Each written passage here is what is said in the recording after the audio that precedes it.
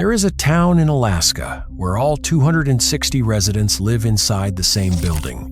One 14-story block holds the apartments, the post office, the police station, the doctor's office, the general store, the laundry, and the church.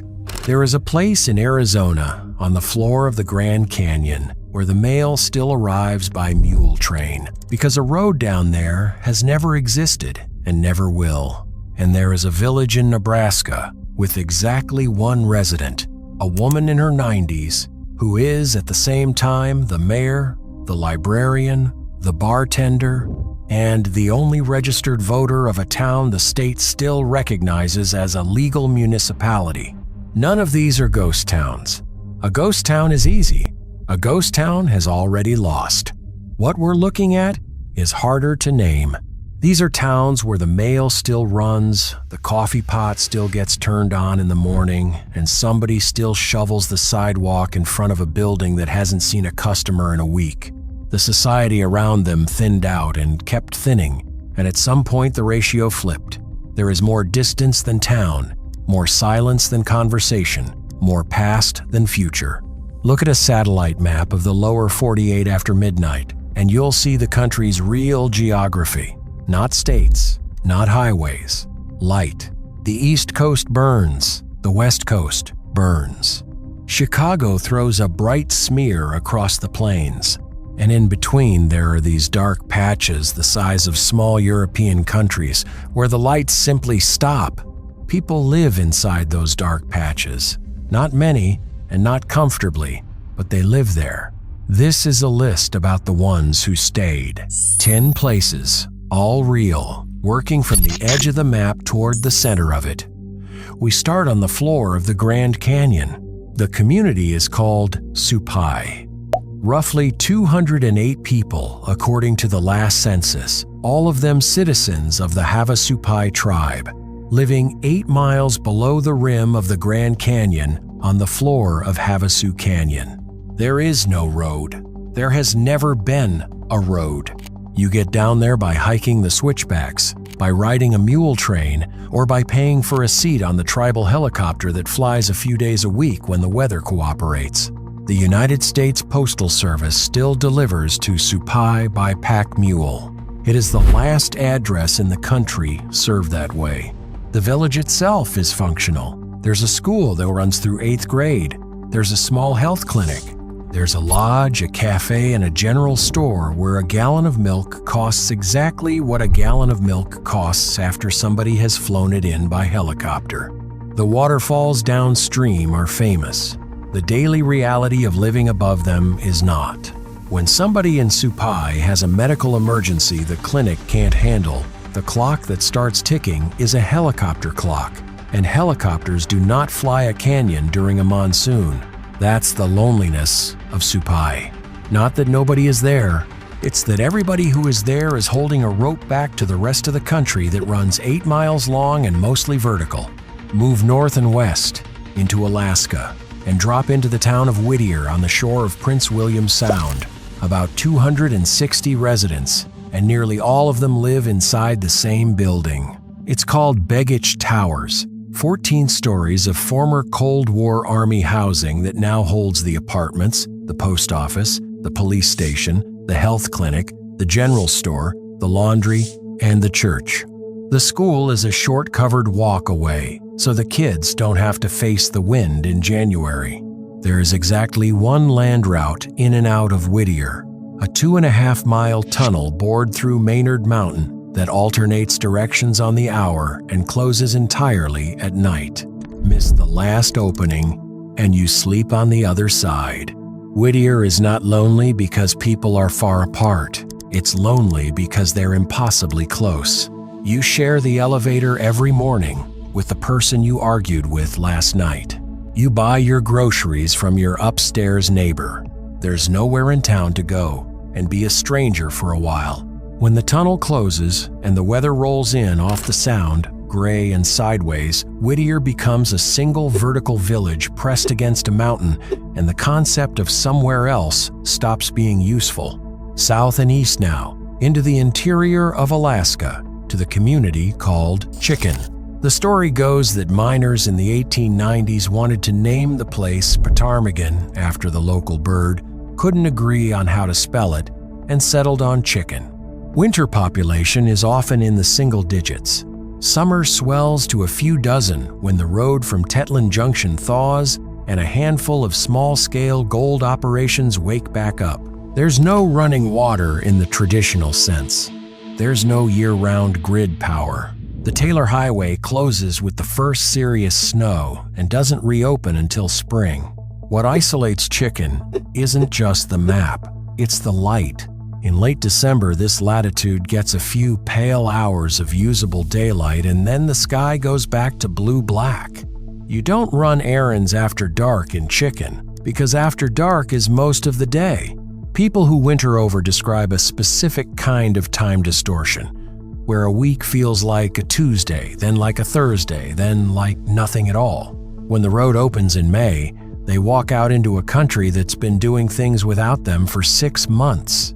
Down into the sagebrush of eastern Nevada now, on US Route 50. Life magazine called this stretch of highway the loneliest road in America in 1986, and the state of Nevada, in a rare stroke of tourism honesty, decided to keep the name. The county seat along that road is Eureka, around 600 people. It has a courthouse from 1879, a restored opera house, a weekly newspaper, and a school district that covers a chunk of land larger than Connecticut. Eureka works. That's the strange part. It has a dentist some days of the month. It has a grocery. It has functioning local government. What it does not have is anything within an easy drive. The nearest town of any real size is Ely, 77 miles east through Empty Basin and Range. In winter, when the pass is ice over, that 77 miles becomes theoretical.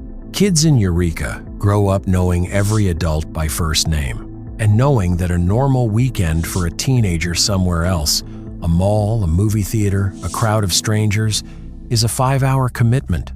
Most of them leave for it eventually. The town keeps going anyway, a little quieter each decade. North on the same emptiness, straddling the Nevada-Oregon border, sits McDermott. The state line runs right through it. Roughly 250 people on the Nevada side, a smaller cluster on the Oregon side, and a shared identity that neither state government fully claims. There's a school, there's a gas station that also functions as the town's news exchange, and there's a tribal community, the Fort McDermott, Paiute, and Shoshone, whose reservation lies immediately adjacent. McDermott has been in the news lately because of lithium. Thacker Pass, just to the south, holds one of the largest known lithium deposits in the country, and a mine is under construction there right now. Whether that changes the town in a lasting way or simply passes through it like every mineral rush that came before, nobody yet knows. For now, McDermott is a place where the nearest hospital is more than an hour away in any direction, where a broken alternator can rearrange a week, and where the horizon offers nothing to argue with. That kind of quiet is not restful. It's a discipline. Southeast into the Red Rock country of Utah, to the town of Hanksville in Wayne County. Population about 200. It sits at the junction of State Route 24 and State Route 95, roughly equidistant from Capitol Reef National Park, Canyonlands, and Lake Powell, which sounds close to something until you realize each of those is still an hour of driving through terrain that will kill an unprepared traveler in July. Hanksville was founded as a Mormon farming settlement in 1882. It survived because of a spring. It survives now because of tourists passing through on the way to somewhere more photogenic, and because NASA and a research group use the surrounding Badlands as a Mars analog, running simulated astronaut missions out of a habitat a few miles from town. That's the texture of Hanksville. You can eat a burger next to a geologist who spent last week pretending to be on another planet, and then you can drive 15 minutes in any direction and see exactly why they picked this spot. The land doesn't soften. It doesn't shelter. It teaches you the actual weight of a gallon of water. East across the border into Texas now, all the way south to the edge of Big Bend, sits Terlingua. The old mining company town collapsed when the Cinnabar market crashed in the 1940s. And what's there now is a scatter of adobe ruins, off-grid houses, a ghost town cemetery that people still visit on the Day of the Dead, and a resident population that hovers somewhere between 50 and 100, depending on who's counting and what season it is. Terlingua is a specific kind of American solitude. It's not the solitude of people who got stuck. It's the solitude of people who chose it deliberately, sometimes fiercely.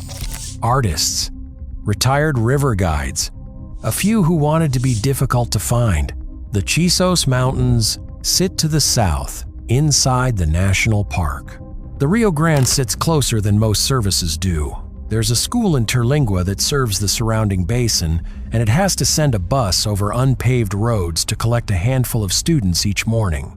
When somebody says they live in Terlingua, they're usually telling you something about their relationship to other people, not just about their zip code. North now, a long way north, into the sand hills of Nebraska, to the town of Valentine. This one is going to look wrong on the list at first. Valentine has about 2,600 people. It has a hospital. It has restaurants and a rodeo and a courthouse and a national wildlife refuge nearby with a herd of bison. On a Friday night in summer, the main street is busy. The loneliness of Valentine is not visible from inside Valentine. It's visible on the drive to it. Cherry County, which Valentine anchors, is larger than the state of Connecticut and holds fewer than 6,000 people total. From Valentine, the nearest city with more than 50,000 residents, is roughly 250 miles away in any direction you choose. Kids graduate from the high school, and the map immediately asks them a question that has only one practical answer. Most leave. Some come back. The town keeps running because it's a service hub for ranches spread across a piece of grassland the size of a small country, and because ranches, unlike coal seams, don't close down all at once. But the demographic slope is real, and everyone in town knows the shape of it. Valentine is what a place looks like when it's functioning fully and still slowly losing. Farther east in Nebraska, in Boyd County, is a place called Minowi, population 1. That's not a typo, and it's not a joke. The one resident is a woman named Elsie Eiler in her early 90s, who is the mayor, the librarian, the bartender, and the only registered voter of an incorporated village that the state of Nebraska still recognizes as a legal municipality. Elsie files a road plan with the state every year, because that's what the mayor of an incorporated village has to do to keep the streetlights on. She pays taxes to herself, more or less, and grants herself a liquor license so she can keep running the Minowi Tavern, where ranchers from the surrounding country stop in for a beer and a hamburger. The library across the way holds 5,000 books that belong to her late husband, Rudy, and she opens it for anyone who asks. Minowi is not a story about a town that died. It's a story about the exact moment before a town dies, held in place by one person's refusal to let go. When Elsie is finally done, the census will move Minowi from 1 to 0. The incorporation will dissolve, and that will be the difference between a town and a location. Which brings us west, to a spot in Converse County, Wyoming, just off Highway 18 to 20, where a green road sign reads, Lost Springs, population 4. The sign used to say 1, and for a long time that was the famous number, but a recount adjusted it upward and the town leaned into the correction. 4 residents, an incorporated municipality, a mayor, a single small bar called the Lost Bar, and a post office that sometimes runs and sometimes doesn't, depending on staffing. Lost Springs was a coal town at the turn of the 20th century, serving miners who worked seams that ran under the surrounding prairie. When the mines closed, most of the town went with them, But a stubborn handful stayed on the same patch of ground and never bothered to unincorporate. The result is a place that is legally a town and functionally a punctuation mark. There's no school, there's no store, there's no gas station. The wind moves through the buildings the way wind moves through canyons, steady and unimpressed. On a clear night in Lost Springs, you can see the lights of Douglas, 20-some miles away, and understand exactly how far 20 miles is when it is the closest thing to anywhere. 10 towns. A tribal community at the bottom of a canyon, a tower on a fjord, a cluster of cabins under 6 months of darkness, a county seat on an empty highway, a border town waiting to see if lithium changes it, a desert stop between 3 national parks, a collapsed mining camp full of people who wanted to be hard to find, a ranching hub slowly emptying out, a village of 1, a village of 4. The thing they share is not scenery, and it isn't census numbers. It's a specific American arithmetic. Somewhere between the interstate system and the internet, the country quietly decided which places would keep gaining and which would keep giving.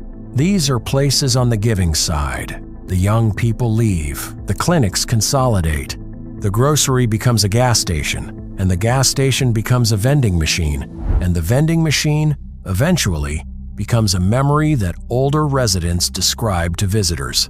And still, in every one of them, somebody wakes up tomorrow and puts the coffee on. Elsie unlocks the tavern in Monowi. A helicopter maybe lifts off towards Supai with a pallet of groceries slung underneath it. The tunnel opens at 6 in Whittier, and a line of pickup trucks idles at the gate. The wind blows through Lost Springs and rattles the sign that says 4. None of these places are empty. That is the whole point. Empty would be simpler.